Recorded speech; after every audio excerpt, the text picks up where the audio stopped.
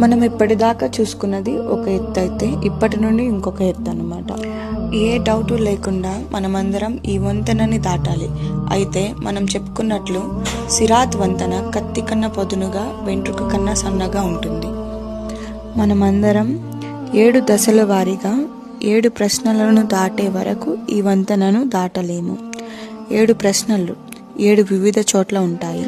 మన ప్రవక్త ముహమ్మద్ సల్లల్లాహు అలైహి వసల్లం గారి ప్రకారం ఈ వంతెనకు 7 పాస్లు అనగా అకాబాత్ ఉన్నాయి.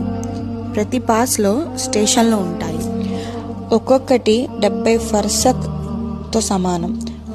ఫర్సక్ ప్రొనౌన్సియేషన్ తప్పదే క్షమించండి. ఒక ఫర్సక్ అంటే 5.5 కిలోమీటర్లకి సమానం. మరియు 70,000 మంది దైవదూతలు అక్కడ వేచి ఉంటారు. మొత్తం 7 పాస్లను సురక్షితంగా దాటినాక శాశ్వత నివాసం